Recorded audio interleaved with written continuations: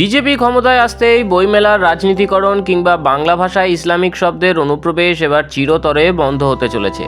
বিস্তারিত জানতে শেষ পর্যন্ত দেখুন ভিডিওটি।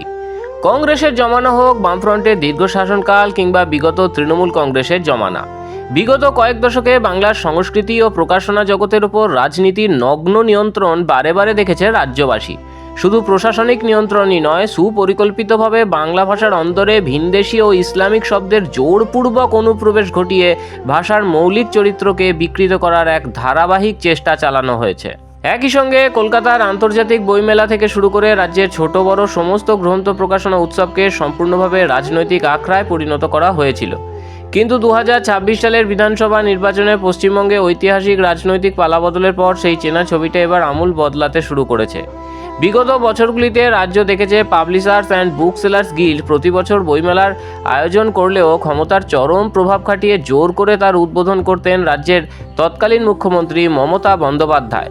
তার লেখা তথাকথিত কিছু কবিতা, যেমন কথাঞ্জলির মতো বইকে জোর করে প্রচারের আলোয় নিয়ে আসা হতো, যা সাধারণ পাঠকদের কাছে ছিল চরম হাস্যকর এবং উপেক্ষিত। 2026-এর নতুন জমানায় সেই পলিটিক্যাল দাপট ও জোরপূর্বক সংস্কৃতি চাপিয়ে দেওয়ার অধ্যায় এখন অতীত। এখন সময় এসেছে বাংলা ভাষার নিজস্ব ঐতিহ্য, গরিমা ও মর্যাদাকে অক্ষুণ্ণ রাখার, বাংলা ভাষার শুদ্ধতা বজায় রাখতে এবং ভাষার অন্দরে তথাকথিত ইসলামিক অনুপ্রবেশ সম্পূর্ণভাবে বন্ধ করতে কোমর বেঁধে নেমেছেন লেখক, প্রকাশক এবং বই প্রেমীরা। লক্ষ্য একটাই, যাতে বাংলার লেখক, সাহিত্যিক ও শিল্পীরা কোনো রাজনৈতিক চাপ ছাড়া সম্পূর্ণ স্বাধীনভাবে কাজ করতে পারেন। বইমেলা বা কোনো প্রকাশনা সংস্থাকে যেন কোনো রাজনৈতিক দল গ্রাস করতে না পারে, তা নিশ্চিত করা।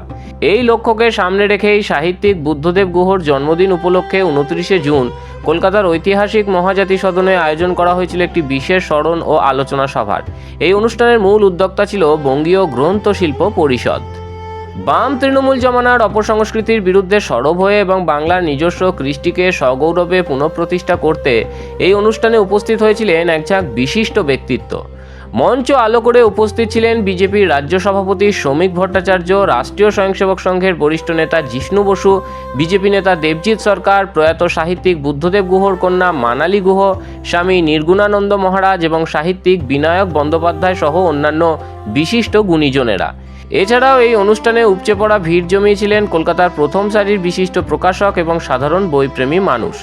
বইমেলা বাংলা ভাষা, প্রকাশনা শিল্পের ভবিষ্যৎ এবং নতুন প্রজন্মের মধ্যে বই পড়ার আগ্রহ ফিরিয়ে আনার মতো একাধিক গুরুত্বপূর্ণ বিষয়ে অতিথিরা অত্যন্ত মনোগ্রাহী এবং তাত্ত্বিক বক্তব্য রাখেন।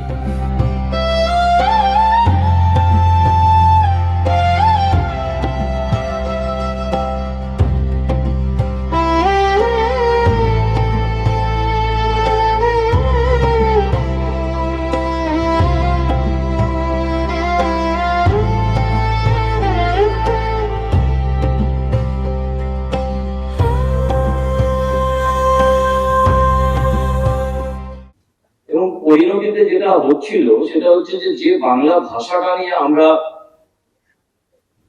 অত্যন্ত অভিমান, আমাদের একটা স্বাভিমান আছে ভারতবর্ষের বাংলা ভাষা নিয়ে।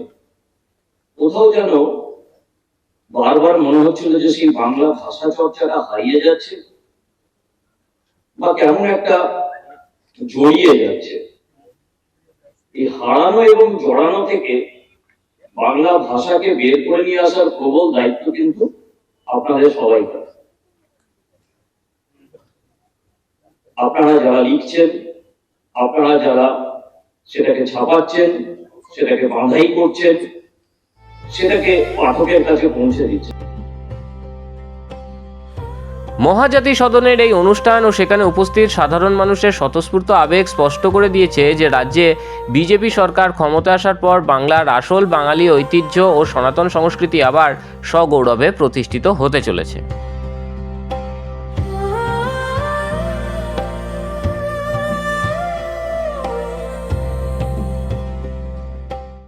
তো সাহিত্যের বিভিন্ন দিকে বিচরণের জন্য একটা নির্দিষ্ট ক্ষমতার প্রয়োজন আছে।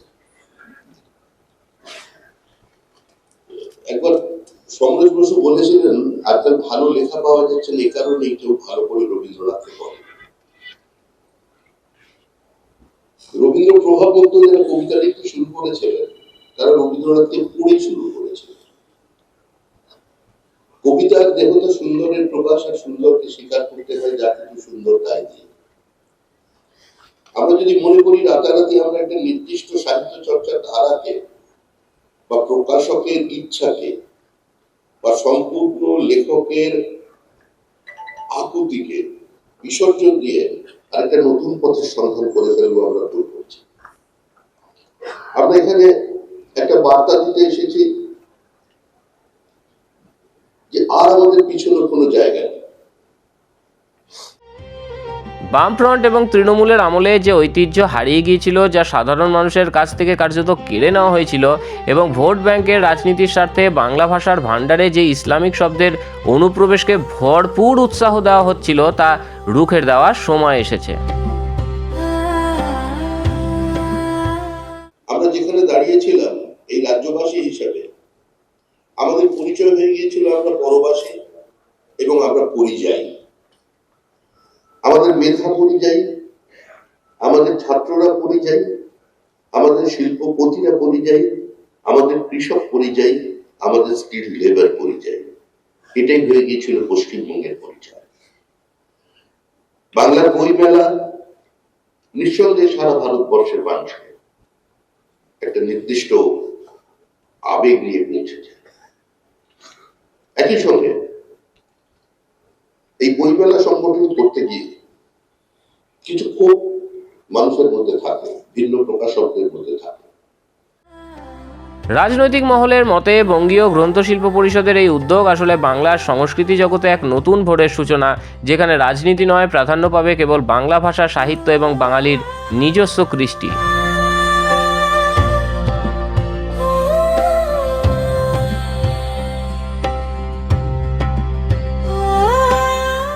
এইসব গড়ের মাঠের বইমেলা আমাদের শৈশবের স্মৃতি জড়ানো খুবই ভালোবাসার জায়গা। তো আমার একটি অনুরোধ আছে যে আপনারা নতুন এবং পুরাতন যারাই এখন বইমেলা চালাবেন তাদের কাছে অনুরোধ যেটা আপনারা আমাদের অনেকেরই খুবই প্রিয় গড়ের মাঠের বইমেলাকে ফিরিয়ে আনার জন্য আপনার সঙ্গে কথা বলবো।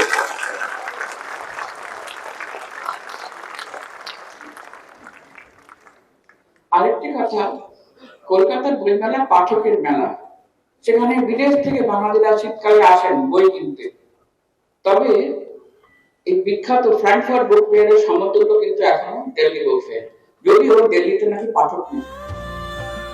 বাঙালি নিজস্ব কৃষ্টি ও সনাতন সংস্কৃতি পুনরুদ্ধার হোক, এটাই কি আজ বাংলার আসল দাবি? আপনার চিন্তাভাবনা আমাদের কমেন্ট বক্সে ভাগ করে নিন। বাংলার সত্য এবং সাহসী খবর সবার আগে জানতে আমাদের এই পোস্টটি লাইক করুন এবং শেয়ার করুন এবং আমাদের পেজটিকে ফলো করুন।